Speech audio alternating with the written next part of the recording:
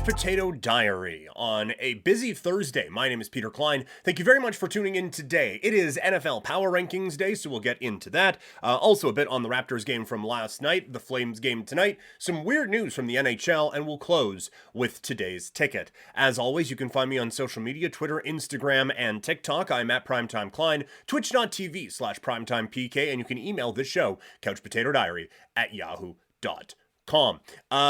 So, like I said, busy show. Like the video, subscribe to the channel, rate, review, subscribe to the podcast wherever you can. My dog is just shaken up with all the excitement going on today. So let's get into it and look at our NFL Power Rankings.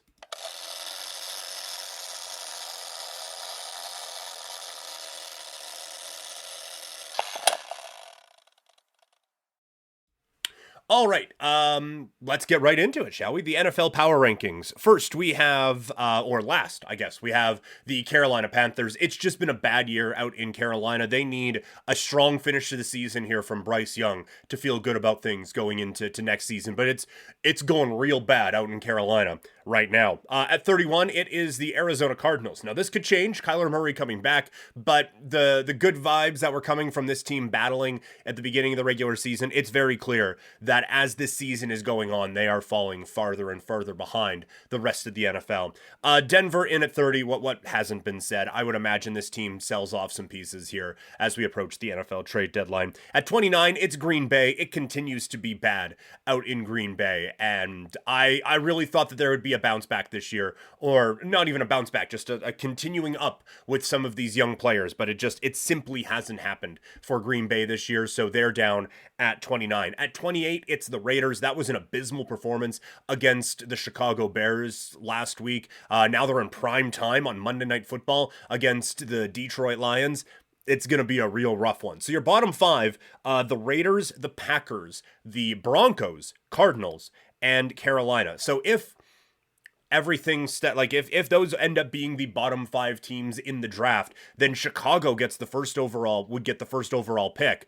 And I would imagine Caleb Williams is the call, and then you move Justin Fields on somewhere else. Arizona at 2. That kind of takes them out of the Caleb Williams. I mean, obviously it takes them out of the Caleb Williams. There are a couple of other good quarterbacks available. Do they go that direction, or do they just go with Marvin Harrison Jr., the number one receiver in the country, and build up your weapons for Kyler Murray that way? I think that'd be an interesting pivot for them. I'd imagine Denver goes quarterback. Green Bay would be, because there's like 3 or 4 quarterbacks where you can make a real compelling case for them. Green Bay, it would be interesting to see them go with a quarterback. And then what do the Raiders do coming off of that? It's a lot of big decisions to be made by these teams. At 27, I have New Orleans. It's just been ugly so far this year. This defense is good, but the offense has been abysmal for the Saints. At 26, New England gets their biggest win of the season, which isn't hard. They only have 2 of them. But I'm not going to move them up all that much. I'm not taking it seriously. It's one game. I'm not going to lose my mind over this one, that's for sure. At 25, it's the Giants. A fine win against Washington. Coming off of a game maybe you should have won against Buffalo, so maybe I should be moving this team higher as they start to maybe progress through the season a little bit more, but it's still a bad football team. At 24, Chicago, they definitely won against the Raiders in an ugly game that is going to lead to a lot of calls of, hey, could Georgia have beat these teams? We'll see about that, I suppose. At 23, it's the Indianapolis Colts. Gardner Minshew inspiring this offense to a big performance against the Cleveland Browns, but that defense is having some problems. 22, Minnesota. All of a sudden, the Vikings are 3-4 and starting to move the football pretty effectively. I'm not buying it, but they're doing some things at least. 21, it's Washington. That was an ugly football game, and it's becoming very clear that Sam Howell ain't it at the quarterback spot there for Washington. At 20, Atlanta. Again, this is another one where it just feels like we're beating a dead horse. They have everything there figured out except for the quarterback. So, man, that would be an interesting Justin Fields spot. Depending on how Fields kind of finishes this year. That's going to be an interesting conversation out in Chicago. The Jets at 19, they now kind of go into this second part of the season. What are they going to look like? But there's a lot of pieces there that you really like with the New York Jets. At 18, Houston. 17, the Tennessee Titans. It feels like it's done in Tennessee. A lot of talk about moving Derrick Henry. Will Levis is going to get the start at quarterback this week for this Titans squad. It feels like the beginning of a new era out in Tennessee, and it's not going to be an inspiring journey, I don't think, for the next couple of years for the Titans. At 16, it's Tampa Bay. Couldn't quite get the job done in a game that I really needed them to get the job done in. At 15, it's the Chargers, and quite frankly, that's still probably way too high for the most disappointing team in the NFL this season. It's been abysmal to watch. It's been...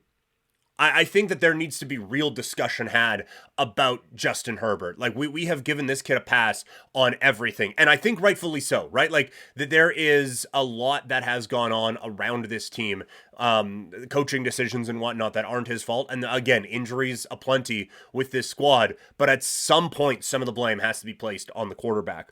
At 14, it's the LA Rams. That's a tough loss against Pittsburgh, who comes in at 13. At 12, it's Seattle. They keep winning games, but this offense feels a little stuck in the mud right now.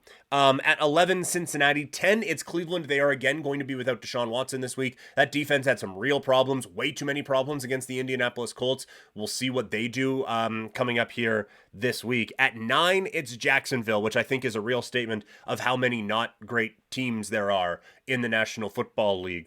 At 8, it's Detroit. That was a humbling coming back down to earth moment for the Detroit Lions. At 7, it's Buffalo. I said this week that I think the Buffalo Bills are frauds, and that they have shown that they need to show me a lot over the next little bit against an actual good team before I'm moving them into an upper tier level. Sorry, my dog is right here saying hi to me. Hey, puppy. At 6, it is the Dallas Cowboys. 5, Baltimore with a big win over Detroit, humbling that team and kind of, I think, reminding everyone what this offense can look like. At 4, it's Miami. They lose to Philadelphia, but they were right there with the Eagles, so I don't move them down that far. At 3, it's San Francisco. They need to get things figured out. Sounds like Sam Darnold's going to get the start this week. As someone who is in the I can never quit Sam Darnold camp, I'll be interested to see what this looks like this week. At 2, it's Philadelphia, and the number 1 team in all the land right now, the Kansas City Chiefs. So there are your power rankings going into week 8 of the NFL. Let's get into some basketball as the season has tipped off over the last couple of days.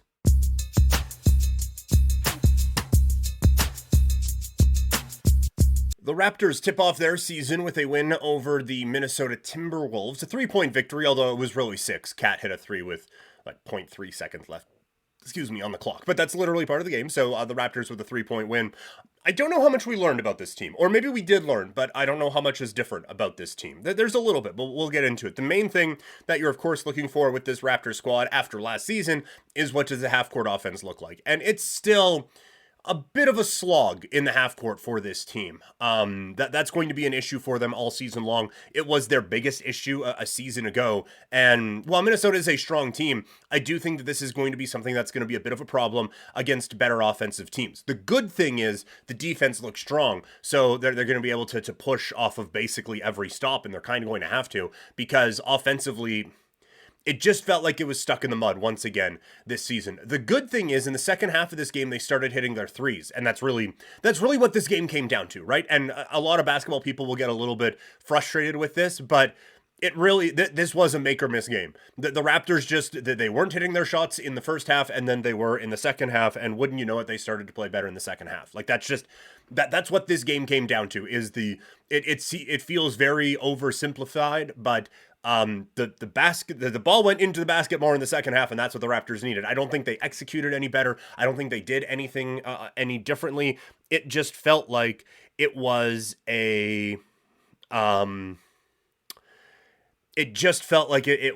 matter of the shots went in. And look, if they're going to be better from three-point range this year, that is going to help this offense more and more, I think, as the season goes on. OG was lights out from the corner. Siakam was hitting his shots. Schroeder played really, really well. So if the three ball does start to fall a little bit more for this team, it's going to be a really, really strong year, I think, for Toronto.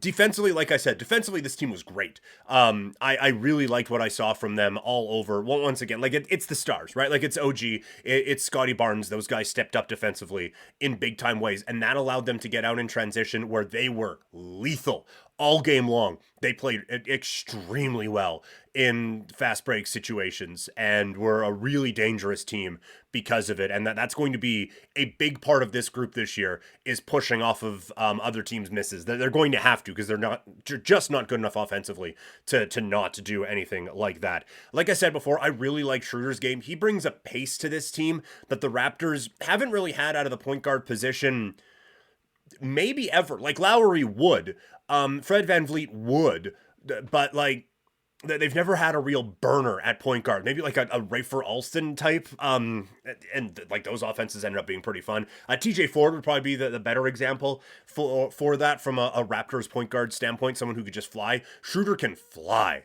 And with a team that's going to be so heavily based in transition, it seems like a really good fit. So I think that there is something there with Dennis Schroeder and the Toronto Raptors. And another one that I said last night, I told you guys, I've been calling it for 3 years, but it's the Precious Achiuwa breakout. He looked excellent last night. Achiuwa and Siakam in the pick and roll with Siakam lobbing it to Achiuwa. Achiuwa worked a couple of times. He runs the floor really well for a big guy. Defensively, he is very strong. I really, really liked what I saw from this Toronto Raptors squad in this game. Like I said, there's a couple things that need to be worked on, but otherwise, you really like what you see. I got a chance to watch a little bit of Boston against the Knicks. Boston against the Knicks before this game started, and I think both teams are really interesting. I think you saw the pros and cons of what the Celtics are going to do this year. With Kristaps Porzingis, when he is healthy, man, he is a matchup problem. Mitchell Robinson just looked absolutely lost trying to defend Porzingis out on the perimeter. He made a really nice back cut, and Robinson was still defending ghosts out at the three-point line. So that's going to make Boston a really difficult matchup play this year. But you saw the opposite end of it with Tatum guarding the four. Julius Randle just absolutely murderized him in a post up. Like he took it to that dude. Now Holiday's going to be there to help with very quick hands to kind of poke some balls loose and stuff like that. But that was really interesting. Both teams are going to be good. I feel good about both calls coming into this year. Specifically the Knicks maybe finishing third in the East. I like what I saw from both of those teams. So it's been a fun start to the NBA season. One thing I was a little bit wrong on, I have concerns about Golden State outside of Steph Curry. Now it's early, but night one, it was okay. Well, Steph Curry, you can see he still got it, and the rest of the team was just kind of there. So gonna need to see a little bit more from Golden State to take them a little bit more seriously as this goes along. But those are just a couple basketball notes I had here on a Thursday. Let's get into a preview, shall we, as we get ready for the Flames and the St. Louis Blues tonight.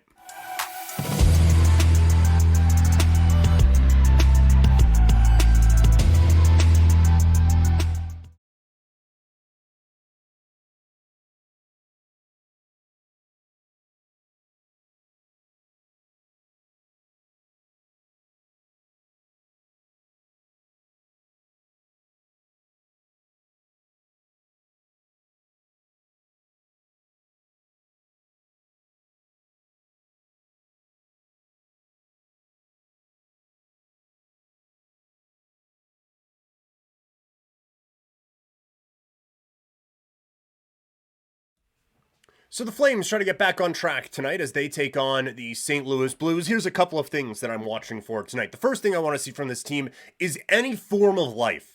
It was, like I said, such a lifeless performance from the Flames on, what was that, Tuesday night? They just need to bring the energy in this game this evening. I would imagine, like, start with a Walker Dewar line, have him go in there, plaster a couple of guys through the walls, and, like, really get this building going. You need the best players to step up. Huberdeau has had a lot of the spotlight the last little bit. Kadri, I don't think has had one good game with the Flames so far this season. Those two guys need to step up in this hockey game as this thing continues to kind of falter a little bit. Soloviev comes into the lineup tonight for, well, at least he gets called up by the Flames tonight. We'll see what he can provide on defense, because that sixth spot has been lacking so far. Gilbert and Osterley have been okay.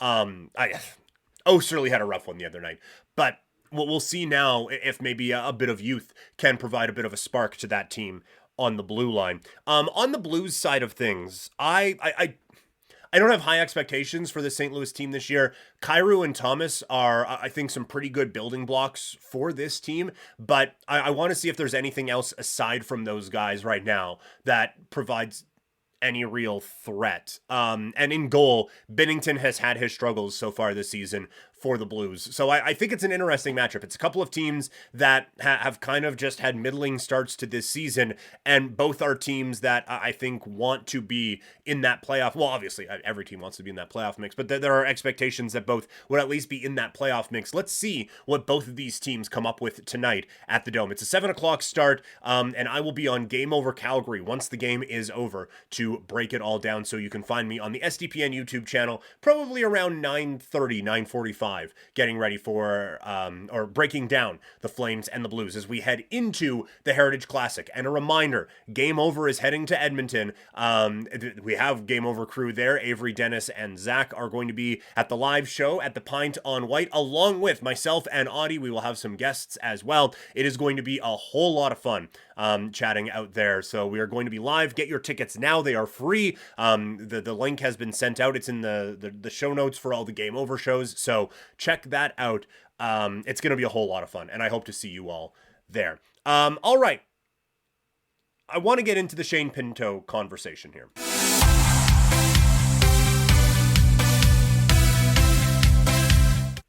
It's an interesting subject. So Shane Pinto has been suspended 41 games for gambling-related gambling-related activity. Sorry, I want to read the exact statement from the National Hockey League here. Let's just see. One more time. Gotta scroll. Sorry, I should have had this pulled up sooner. Definitely could have edited this out, but I'm not going to. The National Hockey League announced today that it has suspended NHL player Shane Pinto for 41 games for activities relating to sports wagering. The league's investigation found no evidence that Pinto made any wager on NHL games. The NHL considers the matter closed, absent the emergence of new information, and will have no further comment. For what it's worth, Pinto's crew has issued a statement apologizing to the Ottawa Senators, say they knew about the investigation. So that there's a lot going on here. The league drops the hammer on this. It's a 41-game suspension for Shane Pinto. The no gambling on NHL games is an interesting note, because that's really the only thing that's outlined in the league CBA about gambling is like, don't bet on games, which absolutely should be like that. That's completely 100% fine. So I'm making a lot of assumptions here, but I wonder if this is kind of like what we've seen in the NFL, where players have been suspended for gambling at team facilities. You can't be doing that.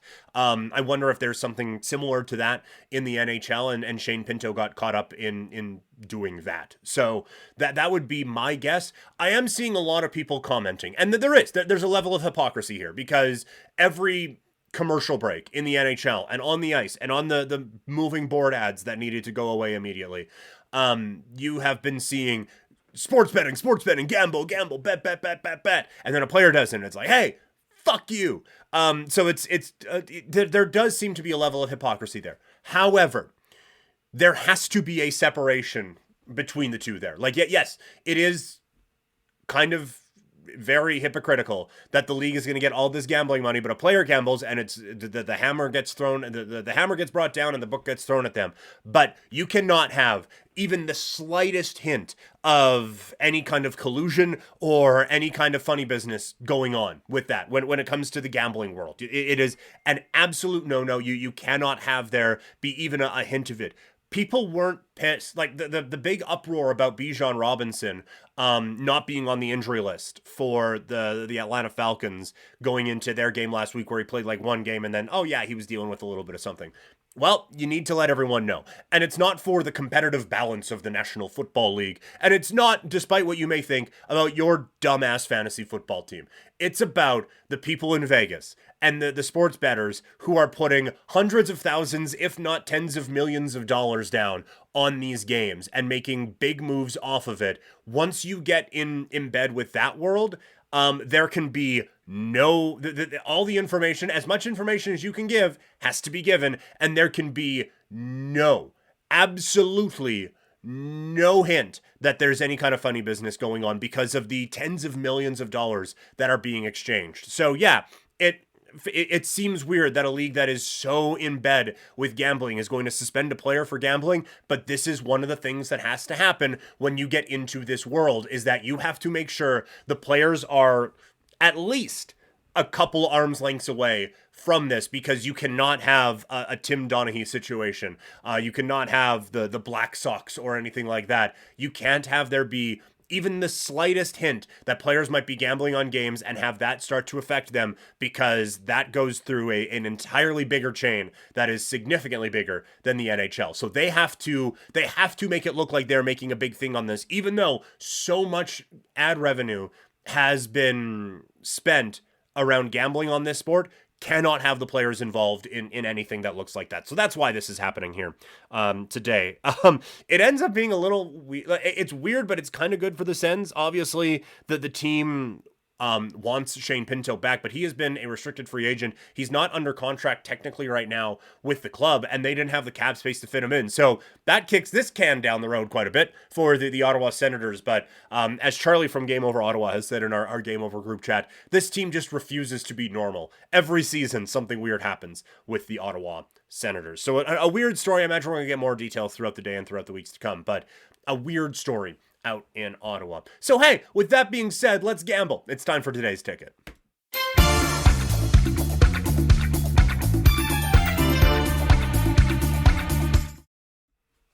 All right, once again, bit of a rough one last night. I said it felt like I was being baited into all of those games, and I was baited into all of them, except for the Oklahoma City one. That was an absolute shit kicking last night by Oklahoma City, and that was a plus number, so, you know, we made some of it back last night. Let's try to...